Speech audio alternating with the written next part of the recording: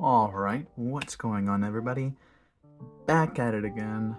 It's been a very long minute, but school does take up a lot of time, but I've still been getting cooked, been cooking, been doing a lot of cooking, at locals, been playing a lot with the new cards, and this is the list that I've got going on now that I've been taking, that I've been performing well enough with.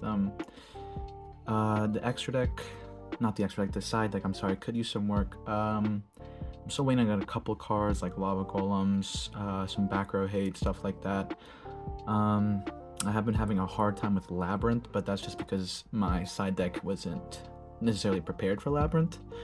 But so this video won't have a side deck, but I'm just gonna go ahead and, of course, get into the deck. I mean, this is well, it has like 2 Bestials, but ever since Konami blessed us with the blessing of destroying Tier, absolutely annihilating it, we've been blessed. I don't have to play Bestials anymore, so that deck is kind of a little bit more affordable if you want to go for like the lowest rarity.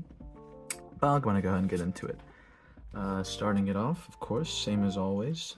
3 Fallen of Albaz, got 3 Aluber, 2 Tragedy, and then the 1 Dramaturge.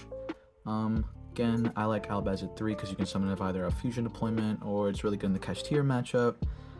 I don't want to see it at 2. Actually, I don't want to see that or Aluber at 2 just because it could get milled off Kashtira. I like the Tragedy at 2. I see a lot of people playing at 1, but I do play Foolish and Gold Sark, but I do play 2 Allures as well, just to get a little bit more draw power. I like Tragedy at 2. I like seeing it 2. I don't see it enough at the 1. And then the 1 Dramaturge, just because it's really nice to get, when you fuse it off, it can come back and it can be an interruption. And it's a big body. I do very much prefer Dramaturge over Ad Libitum.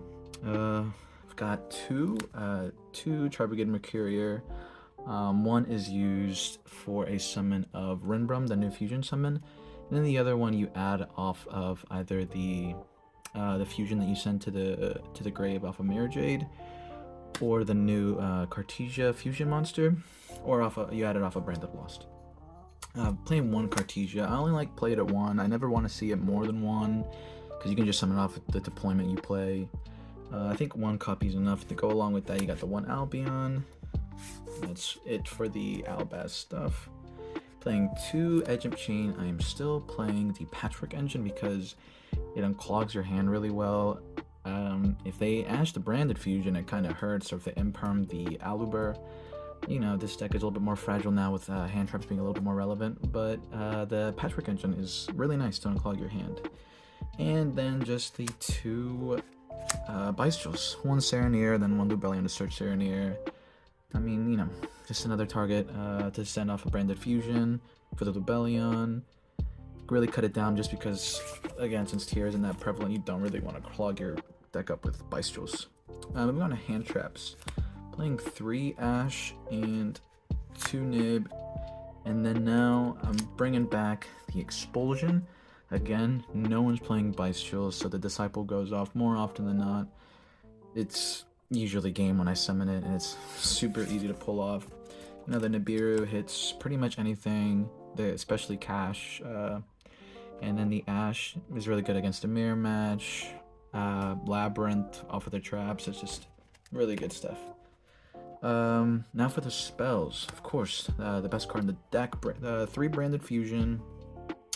You're playing 2 Opening, 1 Branded in White, 1 Branded in Red, 1 Regained, and then 1 Lost.